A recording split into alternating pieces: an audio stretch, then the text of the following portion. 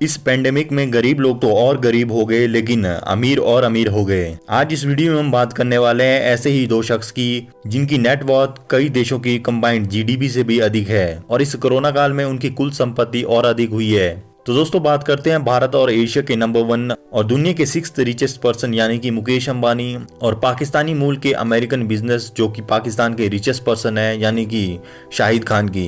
दोनों ही शख्स किसी वक्त अपने देश की टॉप 100 रिचेस्ट पर्सन की लिस्ट में भी शुमार नहीं थे, लेकिन आज के समय दोनों ही नंबर 1 पर है। तो चलिए दोस्तों बिना ज्यादा टाइम वेस्ट किए आज की वीडियो शुरू करते हैं। सबसे पहले बात करते हैं शाहिद खान की। तो मिस्टर शाहिद खान का जन्म 18 जुलाई 1950 को लाहौर में एक मिडिल क्लास फैमिली में हुआ था। 16 साल की उम्र में ही शाहिद खान हायर स्टडीज के लिए यूएसए शिफ्ट हो गए थे और वहीं पर उन्होंने इंडस्ट्रियल ट्रेड में इंजीनियरिंग की। यहाँ इंपॉर्टेंट बात एक आपको ऐड करना चाहूंगा कि मुकेश अंबानी ने भी केमिकल ट्रेड में इंजीनियरिंग की हुई है।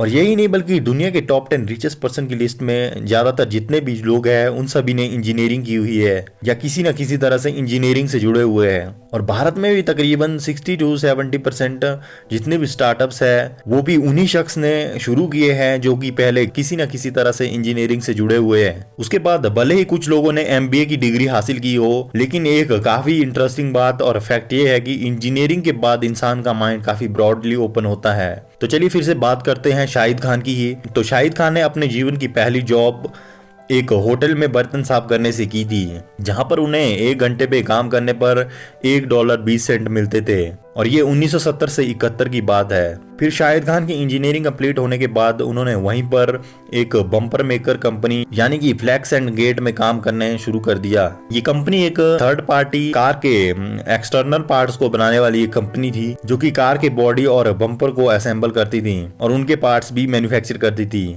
आप कह सकते हो कि एक मॉडिफाई कार बनाने के लिए भी आप उस कंपनी को यूज करते थे। तो इस कंपनी में उन्होंने इंजीनियरिंग कंप्लीट करने के बाद एज अ इंजीनियरिंग डायरेक्टर के तौर पर हायर किया गया। लेकिन अगले 2 से 3 वर्ष में ही शाहिद खान ने यानी कि 1980 में इस कंपनी को $50,000 का लोन लेकर और 16,000 की अपनी सेविंग से खरीद लिया और इस कंपनी को और बिगर बनाने पर फोकस किया। और अगले 10 वर्ष में ये कंपनी यूएसए में टोयोटा कार कंपनी को बम्पर सप्लाई करने वाली एकमात्र सबसे बड़ी सप्लायर कंपनी बन गई। तो उस समय 1990 में फ्लैक्स एंड गेट कंपनी की जो $17 मिलियन की जो सेल थी वो 2010 में बढ़कर $2 बिलियन को पार कर गई, यानी कि तकरीबन 9,000 करोड़ से अधिक पर पहुंच चुकी थी। 2011 में शाहिद खान ने यूएसए की सबसे बड़ी फुटबॉल लीग यानी कि NFL की एक टीम जैक्सनविल जैगवार को $760 मिलियन में खरीदा और उसके साथ शाहिद खान NFL फाउंडेशन के बोर्ड ऑफ मेंबर भी बन गए। 2015 में फॉक्स मैगजीन ने इस टीम की मार्केट वैल्यू $1.48 बिलियन आंकी थी। अब तो $2 बिलियन को भी ये पार कर चुकी होगी। वहीं 2013 में शाहिद खान ने EPL यानी कि इंग्लिश प्रीमियर लीग की फुटबॉल टीम यानी कि England based football club Phulan FC को तकरीबन 200 मिलियन पाउंड्स में खरीदा था। और अभी हाल में ही पिछले वर्ष 2019 में शाहिद खान ने ऑल एलीट रेसलिंग AEW को लॉन्च किया जो कि लगभग WWE जैसी ही रेसलिंग एंटरटेनमेंट प्लेटफॉर्म है। तो इन सभी को मिलाकर शाहिद खान की टोटल नेटवर्थ इस समय तकरीबन $7.9 बिलियन है जो कि लगभग भारतीय रुपए में 60,000 करोड़ रुपए के बराबर है, जो कि उन्हें पाकिस्तान का नंबर 1 रिचेस्ट पर्सन बनाता है। अब बात करते हैं मुकेश अंबानी की। देखिए दोस्तों वो दिन ज्यादा दूर नहीं है कि जब आपको मुकेश अंबानी दुनिया के नंबर 1 रिचेस्ट पर्सन में या फिर नंबर 2 रिचेस्ट पर्सन की पोजीशन पर देखने को मिलेंगे। मैं ये बात इसलिए कह रहा हूँ क्योंकि मात्र पिछले 5 वर्षों में उनकी नेटवर्थ 4 गुनी हो चुकी है। वो कभी दुनिया के टॉप 50 रिचेस्ट पर्सन की लिस्ट में भी नहीं हुआ करते थे, लेकिन इस समय दुनिया के 6th रिचेस्ट पर्सन बन चुके हैं और एशिया और भारत के नंबर 1 रिचेस्ट पर्सन बन चुके हैं। और दूसरी इंटरेस्टिंग बात यहाँ पर यह है कि जो दूसरे नंबर पर रिचेस्ट पर्सन है यानी कि राधा कृष्ण दामिनी, उनकी और मुकेश अंबानी की नेटवर्थ में जो तकरीबन $70 बिलियन का डिफरेंस है। तो सोच सकते हो आप यहाँ पर भारत की जो टॉप 10 रिचेस्ट पर्सन की लिस्ट है, जितनी उन सभी की टोटल वेल्थ है कंबाइंड, उतनी वेल्थ इस समय अकेले मुकेश अंबानी की है। इतना ही नहीं, मुकेश अंबानी की नेटवर्थ इस समय नेपाल की टोटल GDP से 2 गुना अधिक है। हाल में ही उन्होंने रिलायंस इंडस्ट्री को कम्प्लीटली डेट फ्री कंपनी बना लिया है। तो आप सभी लोग वैसे भी उनकी अर्ली लाइफ के बारे में तो पहले से ही जानते होंगे। तो इस वीडियो में हम आफ्टर 2004 की जर्नी के बारे में बात करेंगे, जहां पर कि आपको ड्रास्टिक चेंजेस देखने को मिलेंगे। रिलायंस टेलीकॉम बिजनेस को मुकेश अंबानी ने सन 2000 के समय खड़ा किया था, यानी कि जो आप रिलायंस सिम यूज किया करते थे वो मुकेश अंबानी का ही एक ड्रीम बिजनेस था। लेकिन 2004 में जब दोनों भाइयों के बीच बंटवारा हुआ तो इस बिजनेस को छोटे भाई यानी कि अनिल अंबानी को सौंपा गया और उसके साथ साथ इलेक्ट्रिक बिजनेस को भी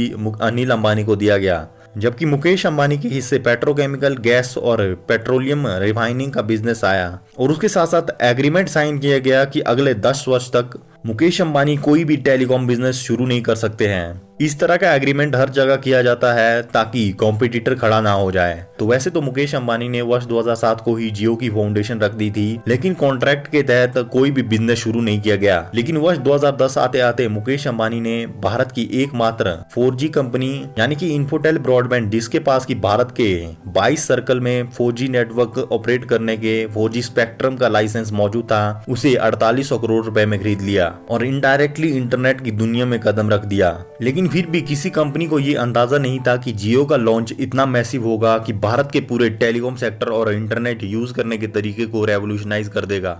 वर्ष 2015 को रिलायंस कंपनी ने जियो टेलीकॉम लॉन्च कर दिया था और 2016 में कॉमन कस्टमर्स के लिए भी ये सेवाएं शुरू कर दी गई और अगले 6 महीने से ज्यादा समय तक पूरे देश में मुफ्त इंटरनेट सेवाएं प्रदान की। और आज के समय पूरी दुनिया में सबसे सस्ता इंटरनेट भारत में ही है। और यहाँ पर एक बात और कंक्लूड करना चाहूंगा कि मुकेश अंबानी की नेटवर्थ जो है वर्ष 2014-15 आते आते कम हो चुकी थी। एक वक्त ऐसा भी आ गया था जबकि वो भारत के नंबर 1 रिचेस्ट पर्सन के पायदान से दूसरे पोजीशन पर जा चुके थे और उनकी नेटवर्थ उस समय 18 बिलियन US डॉलर के आसपास थी।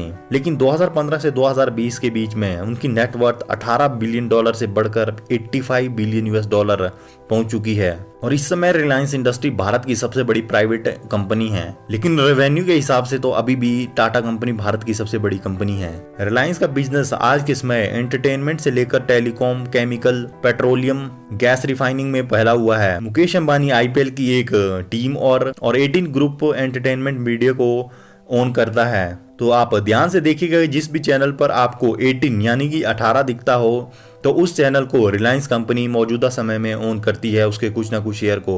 और भारत की सबसे बड़ी रिटेल बिजनेस चेन भी आज के समय रिलायंस इंडस्ट्री के अंडर ही आती है। तो ये सभी मिलकर जो है इस समय मुकेश अंबानी की नेटवर्थ तकरीबन 85 बिलियन US डॉलर बनाती है, जो कि इतना बड़ा अमाउंट है कि हमारे कई पड़ोसी देश की टोटल कंबाइंड GDP भी इतनी नहीं है। वैसे नेट वेल्थ के हिसाब से रतन टाटा भारत के नंबर 1 रिचेस्ट पर्सन है, जिनकी नेटवर्थ तकरीबन 100 बिलियन US डॉलर से अधिक है, लेकिन हाईली चैरिटी के चलते वो उनका नाम लिस्ट में शुमार नहीं है। तो दोस्तों, आपकी क्या राय है दोनों ही कंट्रीज के इन रिचेस्ट पर्सन के बारे में? प्लीज कमेंट सेक्शन में लिखकर जरूर बताइएगा।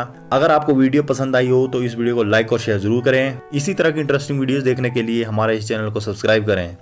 इस वीडियो को अंत तक देखने के लिए आप सभी का बहुत बहुत धन्यवाद। जय हिंद, वंदे मातरम।